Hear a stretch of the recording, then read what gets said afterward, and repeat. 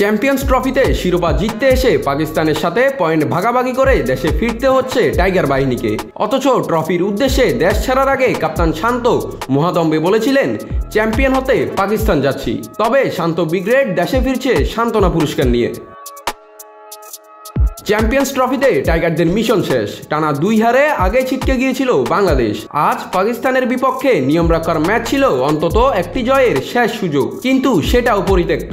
হয়তো নিয়ম রক্ষার ম্যাচ বলেই মন খারাপ রাওয়ালপিন্ডির আকাশের। তাই আকাশের দিকে তাকিয়ে 1 পয়েন্ট করে ভাগ করে নিয়েছে 2 দল। আর এটাই হয়তো এবারে চ্যাম্পিয়ন্স ট্রফিতে বাংলাদেশ ও পাকিস্তানের বড় প্রাপ্তি। নাজমুল হোসেন শান্তর নেতৃত্বে বাংলাদেশ লড়াই জমাতে পারেনি পুরো টুর্নামেন্টেই। ভারতের বিপক্ষে 6 উইকেটে ও নিউজিল্যান্ডের বিপক্ষে 5 উইকেটের হার হয়েছে তাদের সঙ্গী। আর হতাশাজনক ব্যাটিং বোলিংয়ে শেষ হলো টাইগারদের চ্যাম্পিয়ন্স ট্রফির যাত্রা।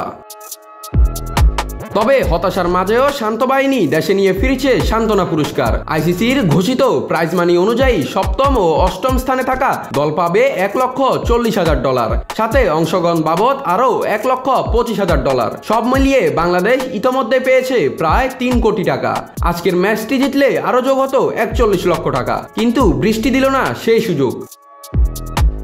এদিকে পাকিস্তানও থেকে গেল জয়হীন, কারণ তারাও 2টি ম্যাচ হেরেছে। ফলে এ গ্রুপ থেকে সেমিফাইনালে উঠেছে ভারত ও নিউজিল্যান্ড।